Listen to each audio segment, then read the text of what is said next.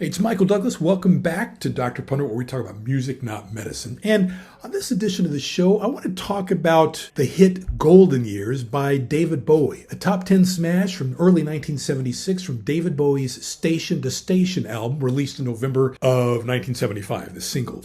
And it might not be the first thing that jumped to mind when you think of the British-born rocker David Bowie and the American-born performer Elvis Presley, but the two do have a lot in common. Blessed with the deep, rich voice and a knack for grabbing your eye whenever they are on stage, Elvis with the pelvis, kind of, the thrust, David Bowie with obviously his persona, his hair, his eyes, his skin. The two also have another thing in common. They almost work together on this song. Weird, right? While there are plenty of reasons to be dubious about what Elvis's manager, Colonel Tom Parker, said, he was often more of a detriment to his client's career than he was a positive. And it's the Colonel himself who claimed that he asked David Bowie, basically, to write a song for Elvis Presley. Bowie was a lifelong fan of Elvis Presley, and that's not a secret. He was eager to work with him. Both artists were signed to RCA Records in the mid-1970s, and the Colonel thought it would make sense for Bowie basically to pen something for the king of rock and roll.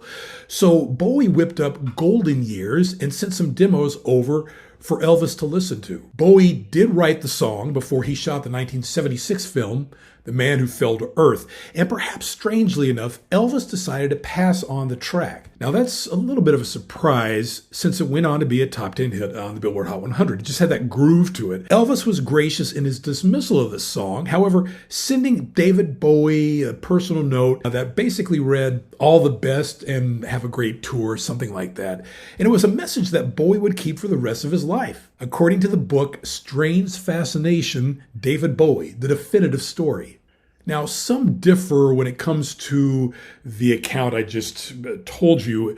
Bowie's first wife, Angie, basically said that he penned the tune for her rather than Elvis.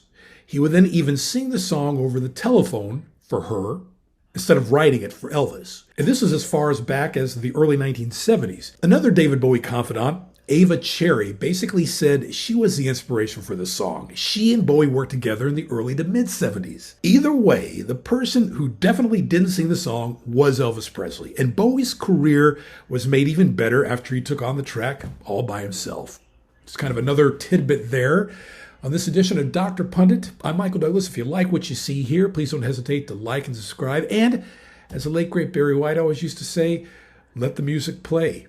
And I'll see you on the next episode.